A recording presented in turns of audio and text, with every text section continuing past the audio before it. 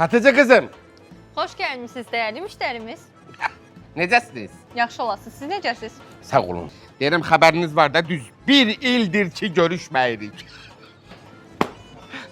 Deyəsən tutmadınız zarafatı. 25-26.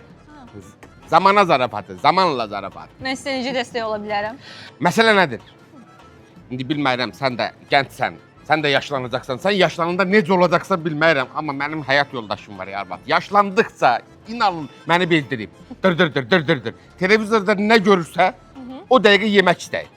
İndi ağlına bir şey veribdi. Deyir ki, get təcili steak al, nəvələrim gələcək, onlar üçün steak bişirəcəyəm.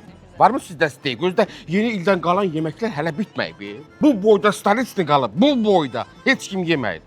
Tavada bu boyda balıq qalıb, bayaq balıq görmüşəm tavanın dibində. Heç kim yeməyir. İndi steak yeyəcəyəm. Var steak? Elə şey olar ki, olmasın. Özü də çox keyfiyyətli steyklərimiz Yaxşı var. göstərin görək. Gəlin gedək göstərim. Tacın vakuumlanmış steykləri dananın xüsusi hissəsindən götürülür.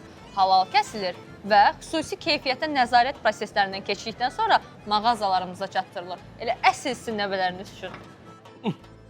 Əslində mən pul xərcləmək kimi zəhləm gedən şey yoxdur. Canımdan can çıxır elə bil. Amma mən ətin də gərək belə keyfiyyətlisini alasan da. Əsl nəvələrim üçündür mənim. Verin də bundan bir 3 dənə. Hansından Nəvələrdə nənələrinə oxşuyub ha. İnan bunu çiğ parçalayacaqlar. Heç bəlkə gedib kuxnaya çatmadı bunlar. Verin də 3 dənə verin mənə, yaxşısından verin. Yaxşıdan? Yaxşısı bir bundan verin. Çox gözəldir. Onda bundan da verin. Bəli. Antrikot da verin.